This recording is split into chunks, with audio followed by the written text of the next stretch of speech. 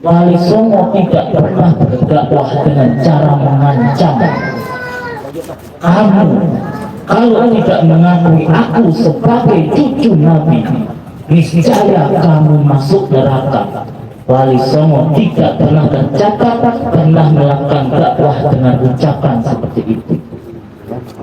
Wali Songo juga tidak pernah berdakwah dengan berjualan tasbih.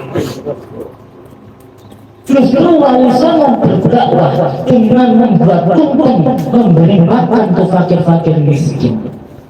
Tidak menjual barokah, tapi memberikan barokah. Inilah Wali Songo. Hayya 'alal falah.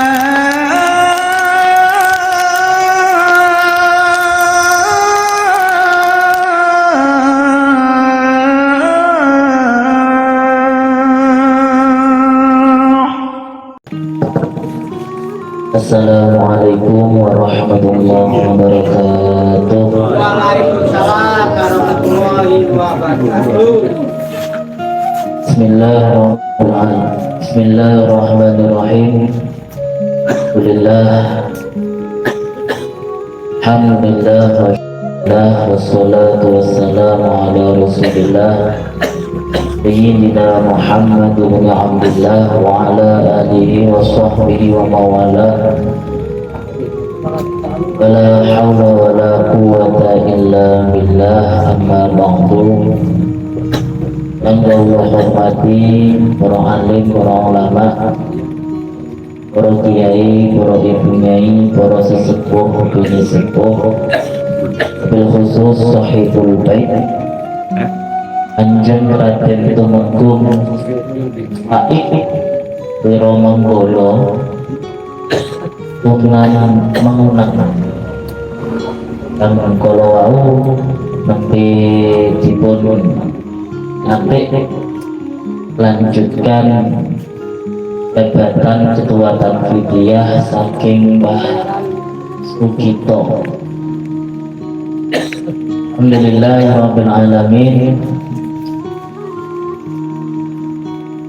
Puji syukur kita sedaya datang Gusti Allah.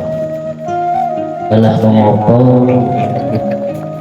saged kula jenengan rawuh wonten mriki mesti lantaran manahipun panjenengan wonten rasa gadah tresno dumateng Wali Songo. Muga-muga Wali Songo nggih tresno dhateng kita sedaya. Amin Allahumma.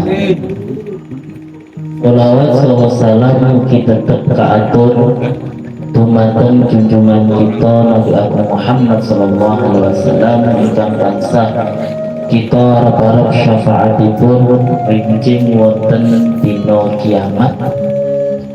Menika dina ingkang ampun sanget dina para kawula goleki bendarane damel nyuwun syafaatipun. Mugi-mugi besok kula jenengan sedaya dilebetaken golongan sing lebet swarga bareng Wali Songo numpak kapale Sunan Ampel. Amin Allahumma. Alhamdulillah, saat menika diiringi mantun melaksanakan muktamar yang pertama dengan mendatangkan seorang nakib, seorang ahli nasab, seorang yang mencatat dzurriyyah Rasulullah di negara-negara timur. Inggih menika Sayyid Ali Abbas Al-Jilani saking Naqobah Pakistan. Artinya nopo?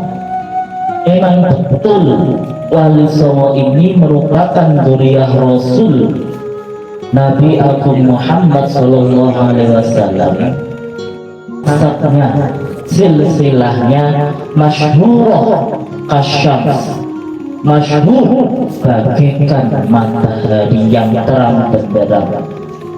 Akan tetapi selama kurang lebih 500 tahun ke belakang, yang mana kita dijajah oleh penjajah itu mancung, bukan hanya dengan mengangkat senjata, tapi juga dengan mengangkat sorban dan jubah, sehingga membuat kita sulit membedakan mosok to enek wong jajah kok bakul tasbih, mosok enek wong jajah bakul sorban regane 10 juta, mosok enek penjajah sing kopiahe putih senengane konser sholawatan. Seolah-olah kita tidak tahu dan kita tidak sadar akan hal itu. Namun alhamdulillah di tahun 2017, sebelum muncul konflik polemik nasab tentang keabsahan Sadah Ba'alawi, Aad sudah mengatakan bahwasannya Wali Songo itu mustahil bernasab ke Ba'alawi. Bukan berarti kita anti Yaman, bukan berarti Naat tidak suka dengan Ba'alawi, dan juga bukan berarti Naat menafikan atau membatalkan nasab Ba'alawi. Tapi memang kalau ditengok dari naskah-naskah manuskrip yang tua, tidak satu pun Wali Songo yang nyambung ke Hadramaut Yaman. Lalu kemanakah Wali Songo ini bernasab sebenarnya? Setelah kita uji naskah-naskah tua, manuskrip-manuskrip lama, tidak satu pun ditemukan kalimat yang menyebut Al-Yamani atau Al-Hadrami, tapi justru banyak sekali ditemukan kalimat Al-Maghribi As-Samarqandi. Jika kita tengok kalimat itu Al-Maghribi, maka kita akan langsung membayangkan negeri Maroko. Karena secara bahasa memang betul Maroko itu adalah negara Maghrib. Maka ditemukan dua makam Maulana Maghribi di Batam, yaitu di Wonobodro dan Ujung Negoro adalah orang yang bergelar Syekh Maulana Al-Maghribi. Tidak pernah ada dan juga tidak akan ditemukan kecuali dibuat-buat makam di Batam yang bernama Syekh Maulana Al-Hadrami atau Al-Yamani. Tidak akan ada jika tidak dibuat-buat. Dari sinilah dan dari langkah inilah Naat meneliti ulang, masa kok tidak ada. Lalu kita kaji Serat Wali Sana. Naat mengkaji Serat Wali Sana,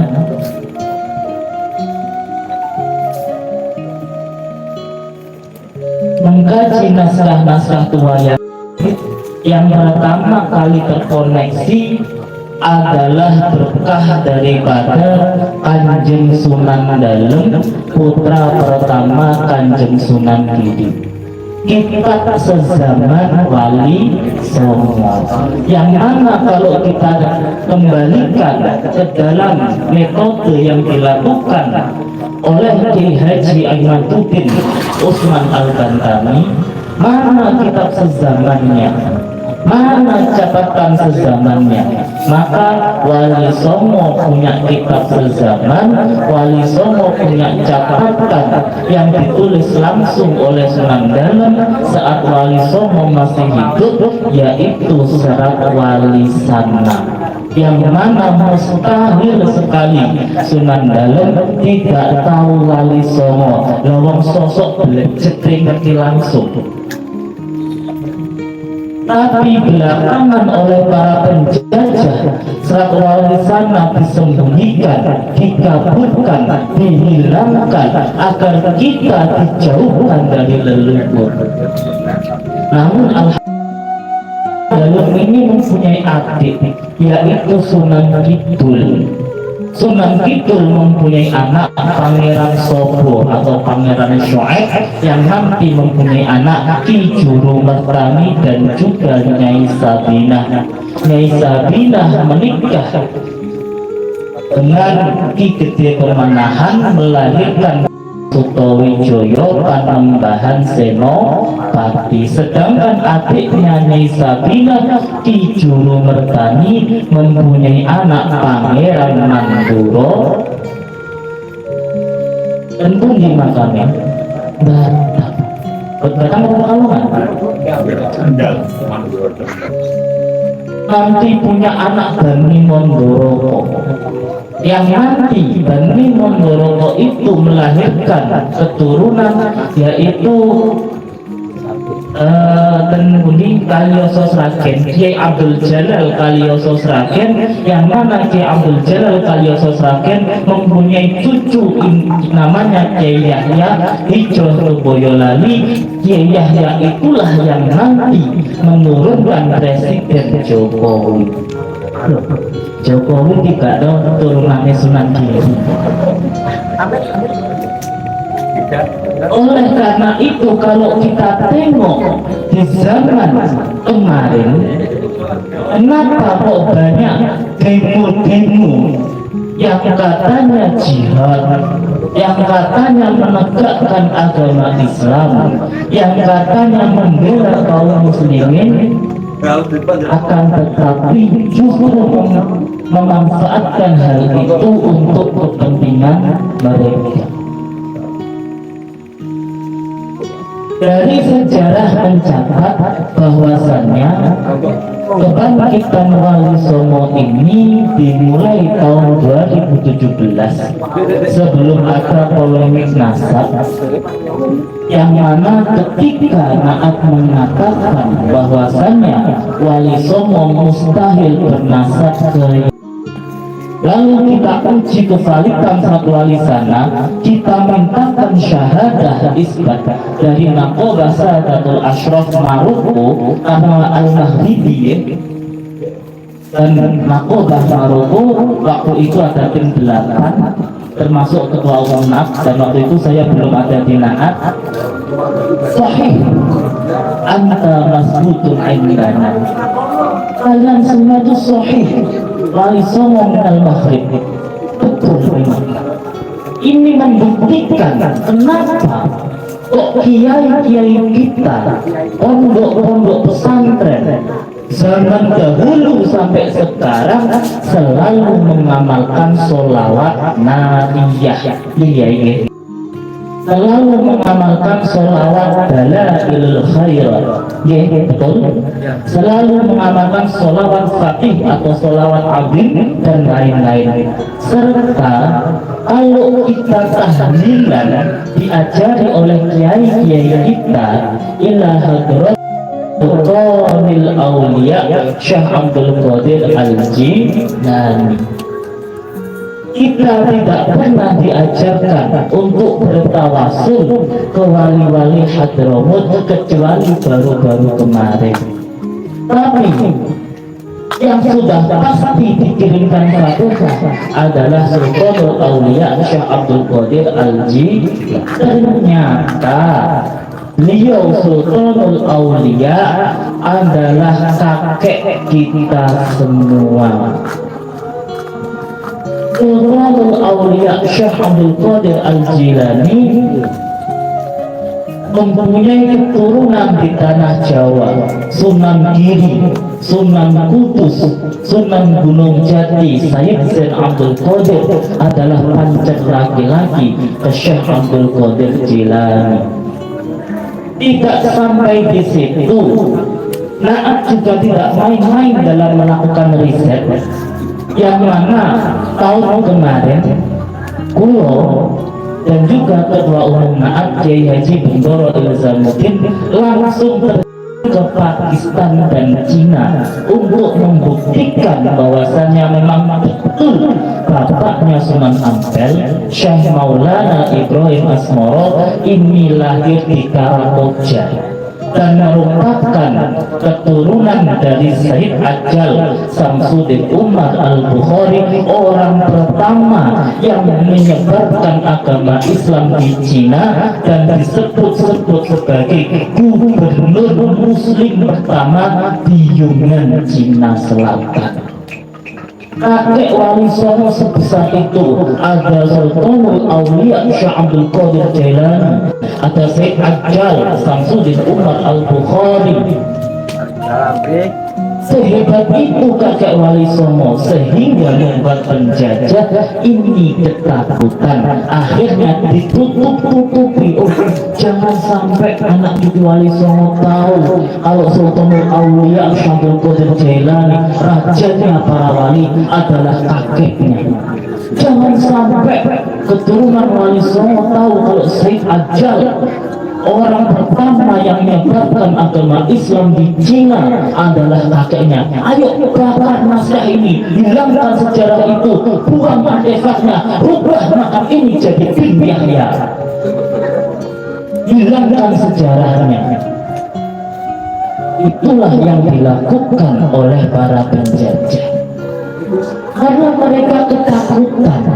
Kalau kita tahu aku turunan Syekh Abdul Qadir Jailani, mereka ketakutan. Bukan hanya sampai di situ saja, banyak anak cucu Wali Songo, ada kurang lebih 100 yang sudah berani melakukan tes DNA, dan tidak satupun di dalam uji genetik mereka ditemukan kemiripan dengan orang-orang Hadramaut Yaman, tapi justru ditemukan banyak kemiripan dengan orang-orang Yunan, orang-orang Mongolia, dan juga orang-orang Pakistan, orang-orang Arab, orang-orang Maroko. Maka membuktikan bahwa Wali Songo ini datang ke tanah Jawa melalui jalur sutra dari Arab ke Iran, Pakistan, Asia Tengah, menuju ke Yunan, dari Yunan ke Vietnam, Kamboja, lalu ke Sampang, lalu ke Kelantan, lalu ke dari Malaka. Inilah menyeberang ke tanah Jawa. Uji genetik membuktikan seperti itu. Kalau kita menggunakan kembali metode Ki Haji Imaduddin, berani nggak tes DNA anak cucu Wali Songo sudah melakukan itu. Mana syahadah nasabnya? Banyak keturunan Wali Songo yang sudah isbat di Nakobah, Pakistan, Maroko, dan di sana tidak pernah tertolak. Inilah kehebatan Wali Songo yang selama ini disembunyikan. Maka kita harus bersyukur dengan adanya naat. Naat diambil dari Nadhoman Alfiyah, fantu tabi'un mutimmu masabaq. Naat itu tabi'. Saat itu pasti ada manut, ada yang diikuti. Siapa yang diikuti? Ya Wali Songo. Wali Songo tidak pernah berdakwah dengan cara mengancam. Kamu kalau tidak mengakui aku sebagai cucu Nabi, niscaya kamu masuk neraka. Wali Songo tidak pernah tercatat pernah melakukan dakwah dengan ucapan seperti itu. Wali Songo juga tidak pernah berdakwah dengan berjualan tasbih. Justru Wali Songo berdakwah dengan membuat tumpeng, memberi makan ke fakir-fakir miskin. Tidak menjual barokah, tapi memberikan barokah. Inilah Wali Songo. Wali Songo tidak pernah berdakwah dengan memberontak kepada pemerintah. Turunkan Jokowi, turunkan Prabowo. tegakkan khilafah, tidak seperti itu. Orang dakwah Wali Songo sangat tenang. Maka cara seperti inilah yang harus kita ikuti. Kemudian mutim mumasabak, menyempurnakan apa yang dulu pernah diraih oleh leluhur namun dihilangkan oleh para penjajah. Dulu di zaman Wali Songo Islam tumbuh dengan penuh cinta damai, kasih sayang, meskipun pada saat itu bertetangga dengan orang Hindu. Akan tetapi dirusak oleh penjajah. Oh, nggak boleh jaga gereja, Muslim Banser kok jaga gereja, apa itu? Oh, nggak boleh berpakaian pakai belangkon. Belangkon itu bukan pakaian Islam, ini bid'ah namanya. Kita dijauhkan, dihilangkan, dan apa yang sudah dicapai oleh Wali Songo sengaja ditutup-tutupi. Maka tugas kita adalah mutim mumasabak, menyempurnakan dan mengembalikan apa-apa yang dulu pernah dibangun oleh Wali Songo. Ini dulu nih, ada sama ada ya? Ada Pak Baik. Kemudian mengenai silsilah, mengenai nasab, ini kita harus hati-hati sekali. Jangan sampai kita ingin tahu silsilah kakek-kakek kita, janjane bahwa sopo, aku kok mungkin sampai canggah kok. Nah, jangan sampai yang masih abu-abu, yang masih belum jelas ini panjenengan tanyakan ke orang yang salah. Contoh, jenengan punya canggah, canggah jenengan makamnya bagus, misalnya rapi berukir. Jenengan bertanya ke orang yang sok sufi, sok wali, kemudian jenengan ajak, jenengan datangkan ke makam canggah jenengan, sehingga orang itu ngomong, oh alhamdulillah kakekmu berjumpa denganku. Dan kata saudara, oh kakek saya siapa? Kakekmu itu pindah ya. Jangan seperti itu. Kalau ingin tahu mencari leluhur, ya tanya ke Pak Said. Nanti Pak Said biasanya ngirimkan data ke Pulau. Terus ada orang bertanya, cuma tahu kakeknya sampai ini, tidak apa-apa. Jadi panjenengan sedoyo, jangan sungkan, jangan malu izin untuk mencari leluhur. Karena dulu kakek kita adalah orang yang mengharapkan keselamatan hidup kita. Mereka berperang, mereka di tengah malam berdoa, ya Allah tolong usir penjajah, jangan sampai anak cucuku hidup sengsara. Maka kewajiban bagi kita, kalau menurut saya, untuk kembali mengoreksi, melihat catatan kita, siapa kakekku ini sebenarnya. Dan jangan sampai kita ngomong, oh mohon maaf bos, mohon maaf Pak Baik, saya ini cucunya, anaknya orang biasa. Jangan seperti itu. Siapapun yang mau berjuang untuk Wali Songo, siapapun yang mengikuti Wali Songo, maka mustahil kakeknya, orang tuanya orang biasa, meskipun cuma tukang pacul, pasti itu tukang pacul yang luar biasa. Maka saya haramkan, dan jangan sampai ada sesuatu yang mengatakan di dalam hati panjenengan semua, saya orang biasa, saya anaknya orang biasa. Jangan. Kita semua di sini adalah keturunan dari para pejuang di Ponegoro. Buktikan kalau kita percaya. Pasti kakek keempat, kalau bukan keempat, 4 sampai 7 kakek jenengan pasti adalah orang-orang yang ikut berperang bersama Pangeran Diponegoro untuk mengusir penjajah Belanda.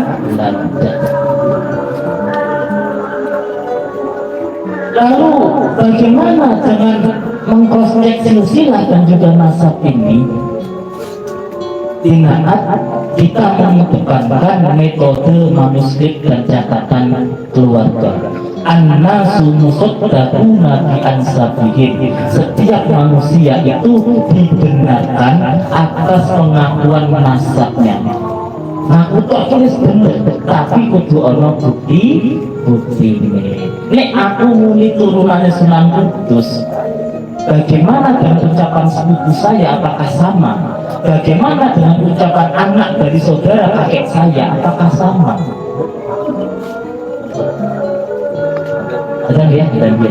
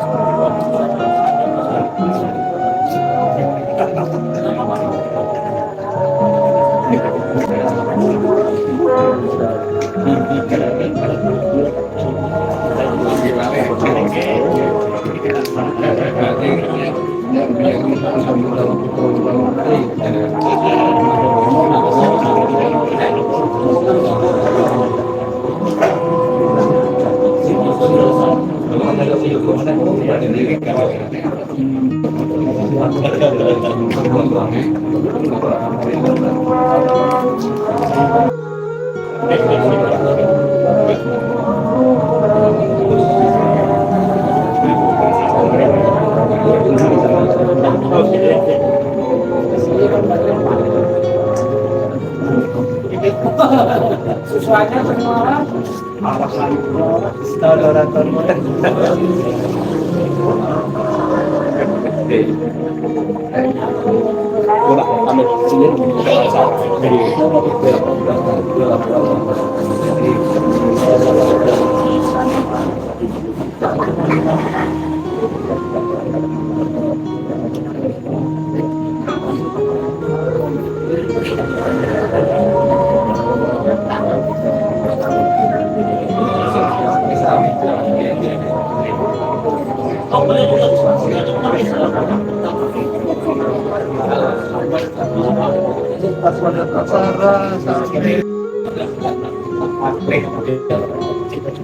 apa tuh Pak?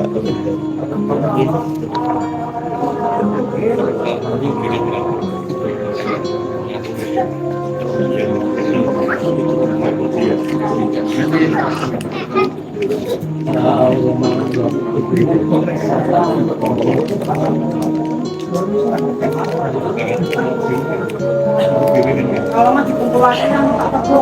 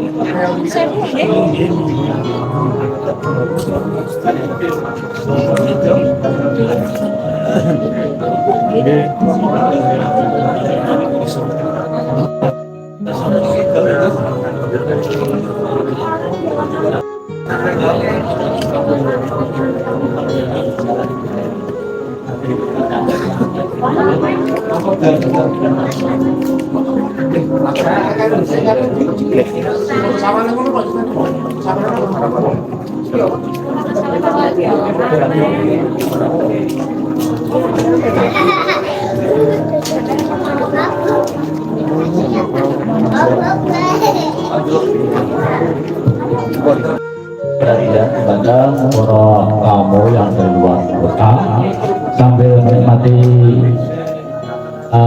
penyampaian yang disampaikan oleh Bu Syifa, diakhiri dinyalakan ketikuan dan keharan ala kadari memberi saking bapak untuk usul.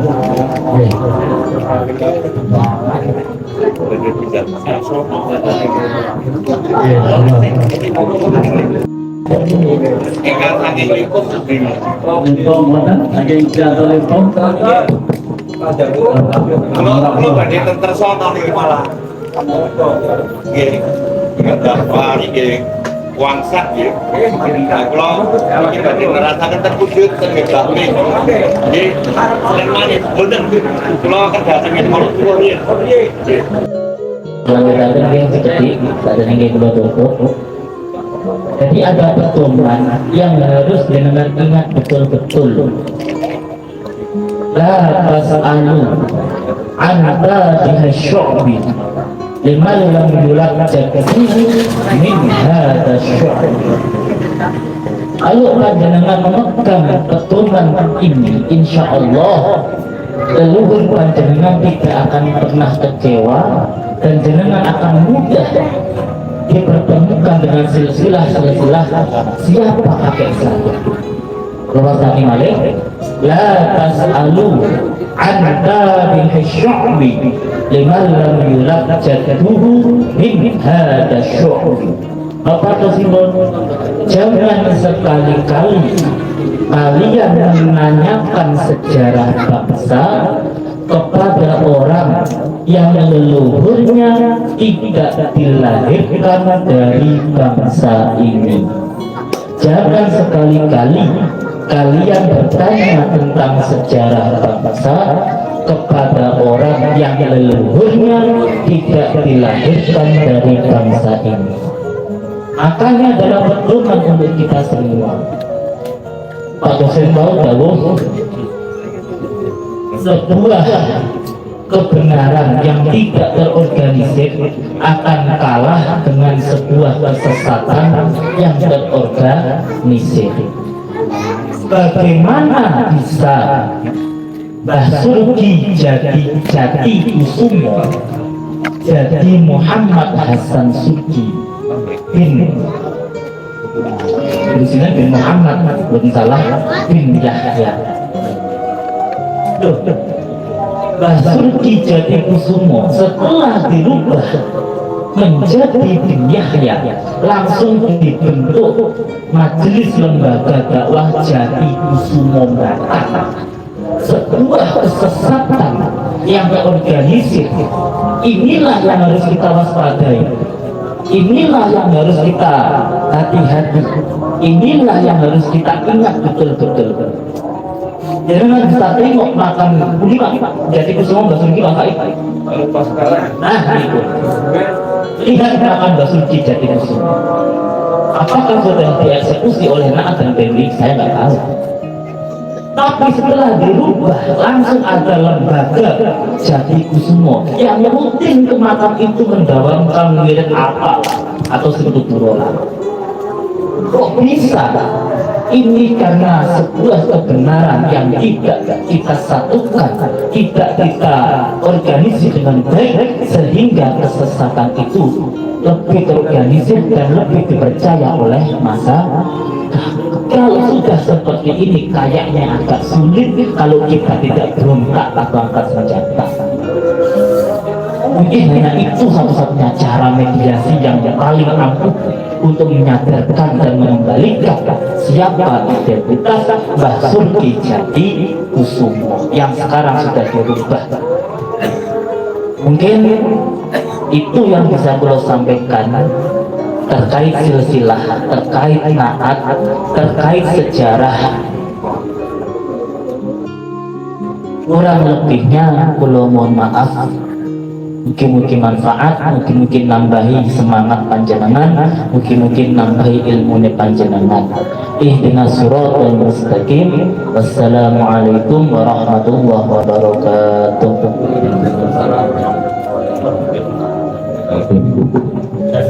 Ya, bakal dulu Islam.